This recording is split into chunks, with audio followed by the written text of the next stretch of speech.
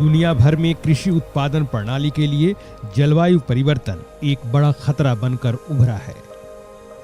जलवायु परिवर्तन का सबसे अधिक प्रभाव छोटे और सीमांत किसानों पर पड़ता है, क्योंकि ऐसे किसान जलवायु परिवर्तन और मौसम की खराब स्थिति के प्रति अधिक संवेदनशील होते हैं। बिहार में छोटे जोत के किसानों की संख्या अधिक रहने के कारण ज्यादातर हिस्सों में इस तरह की स्थिति देखने को मिल रही है। बिहार ऐसा पहला राज्य है जिसने जलवायु परिवर्तन की चुनौतियों को स्वीकार किया और माननीय मुख्यमंत्री जी के मार्गदर्शन में जलवायु अनुकूल कृषि परियोजना के माध्यम से जलवायु परिवर्तन का खेती पर दुष्प्रभाव रोकने के लिए एक पहल की। पर्यावरण का जो संकट उत्पन्न हो रहा है, जलवायु में परिवर्तन हो रहा, उसमें इस परिवर्तन में कमी आए, इन सब चीजों को ध्यान में रखते हुए हम लोग काम कर रहे हैं।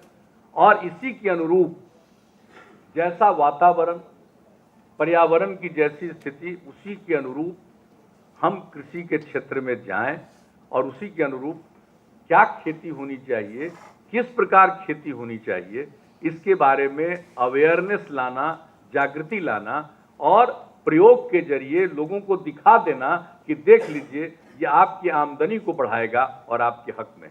तो यही है जलवायु के अनुकूल कृषि कार्यक्रम। यह परियोजना वर्ष 2019 में रबी मौसम से 8 जिलों में शुरू की गई। पहले ही साल में बहुत उत्साहजनक परिणाम मिले हैं। उत्पादन लागत में जहां कमी आई, वहीं किसानों की शुद्ध आमदनी में बढ़ोतरी दर्ज की गई।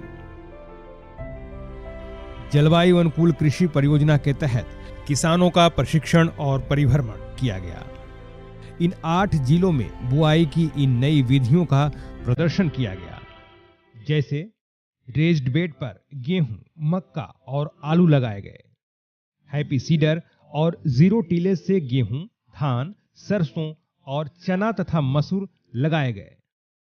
रोटरी मल्चर से धान के अवशेष खेत में मिलाए गए। लेजर लेवलर से खेत को समतल बनाया गया। मूंग, मड़ुआ, बाजरा और सोयाबीन को नए फसल के रूप में फसल चक्र में शामिल किया गया। गेहूं की शून्य जुताई के उत्पादन लागत में प्रति हेक्टेयर 5640 रुपए तक की कमी आई और किसान का शुद्ध आमदनी में प्रति हेक्टेयर 18,515 रुपए तक की बढ़ोतरी दर्ज की गई। गेहूं की हैप्पी सीडर से उत्पादन लागत में प्रति हेक्टेयर 4,463 रुपए तक की कमी आई एवं किसान का शुद्ध आमदनी प्रति हेक्टेयर 21,362 रुपए तक बढ़ गई। विभिन्न फसल प्रणालियों के लिए फसल कैलेंडर विकसित किए हैं, जिसमें मुख्य रूप से इन बातों पर ध्यान केंद्रित किया गया है।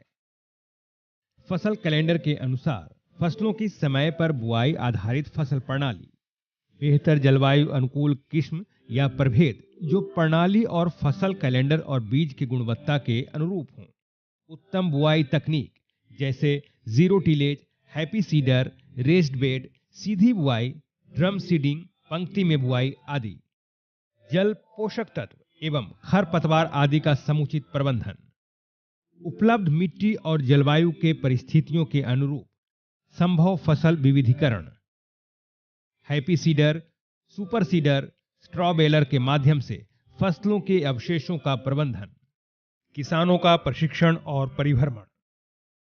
आइए जानते हैं किसानों से उनके अनुभव इस परियोजना के बारे में।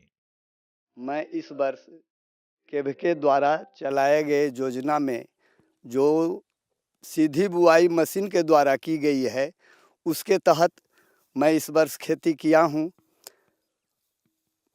पूर्व में जो हम लोग खेती परंपरागत विधि से करते थे और इस वर्ष जो DSR से किया गया है खेती, तो ये दोनों में लगभग 4 से 5 हज़ार रुपया प्रति बीघा किसान को बचत आ जाता है रुपाई के लिए। और इसमें पानी का भी कम जरूरत पड़ता है। दूसरा है कि ये सब धान निरोग हुआ, इसमें रोग बनस्पत रोपा वाला से इसमें कम रोग आया है इस वर्ष।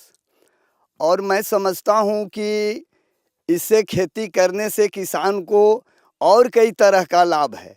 अब ये फसल आगे तैयार हो गया, अब इसमें गेहूं की भी बुआई हम अगेती किस्म का कर सकते हैं। पहले जो हम रोपा करते थे अपने खेत में, उसकी अपेक्षा ज़्यादा कल्ले हैं हमारे खेत में और स्वस्थ पौधे दिख रहे हैं।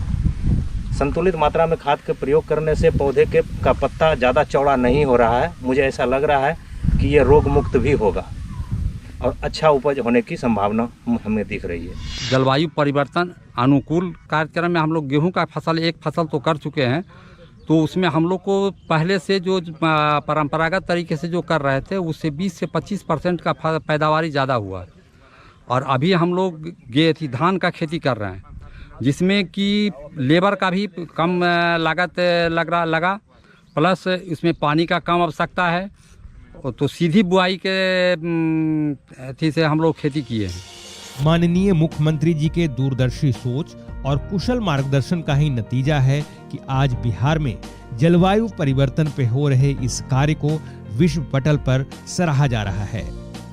हरित क्रांति के जनक नॉर्मन बोरलॉग द्वारा स्थापित संस्था इंटरनेशनल मेज and wheat improvement centre Mexico यानी सिमिट के महानिदेशक मार्टिन क्रॉफ इस परियोजना के बारे में कहते हैं, Climate change is one of the major challenges affecting the agricultural production around the world.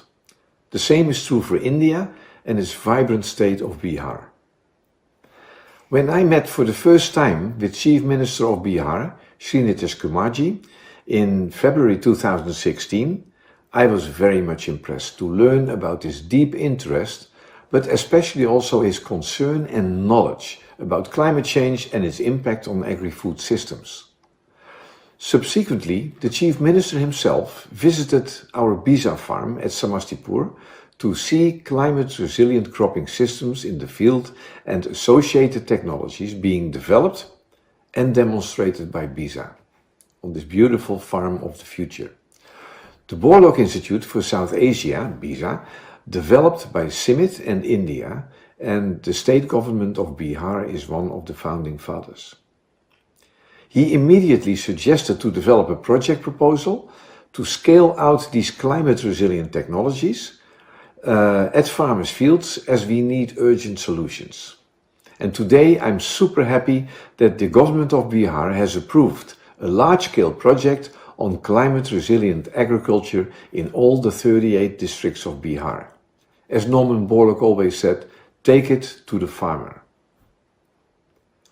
I'm sure that this project will give a new direction to deal with climate change, not only to the state of Bihar, but also to other parts of India and the world. I sincerely thank and congratulate Sri Nitish Kumarji and the government of Bihar for taking such a grand initiative to help farmers to deal with climate change.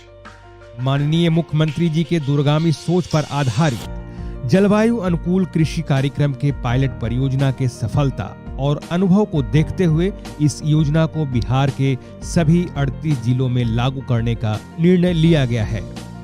कृषि विभाग के द्वारा Borlaug institute for south Asia यानी बीसा, बिहार कृषि विश्वविद्यालय Sabour, doctor Rajendra Prasad केंद्रीय कृषि विश्वविद्यालय, ICAR research complex for eastern region Patna एवं कृषि विज्ञान केंद्र के वैज्ञानिकों को इस कार्यक्रम को विकसित करने और बिहार के सभी 38 जिलों में लागू करने की जिम्मेदारी दी गई है। इसके अलावा फिलीपींस स्थित इंटरनेशनल राइस रिसर्च इंस्टीट्यूट यानी IRRI एवं पेरू स्थित इंटरनेशनल पोटैटो सेंटर यानी SIP द्वारा तकनीकी सहयोग प्रदान किया जाएगा। आज बिहार के 30 जिलों में इस योजना का शुभारंभ किया जा रहा है। साथ ही 8 जिलों में दूसरे वर्ष के कार्यक्रम की विधिवत शुरुआत की जा रही है। यह योजना अगले 5 वर्षों तक क्रियान्वित की जाएगी। यह परियोजना प्रत्येक जिले के 5 गांवों में उस जिले में स्थित कृषि विज्ञान केंद्रों के माध्यम से लागू किया जा रहा है, ताकि जलवायु अनुकूल फसल पद्धति का सही तरीके से किसानों के बीच प्रदर्शन किया जा सके। जलवायु परिवर्तन जैसी चुनौती को बिहार के किसान जलवायु अनुकूल कृषि द्वारा एक अवसर में बदल रहे हैं। फसल चक्र और उत्पादन तकनीक में बदलाव से बिहार एक नई कृषि क्रांति का अग्रदूत बनकर उभरेगा।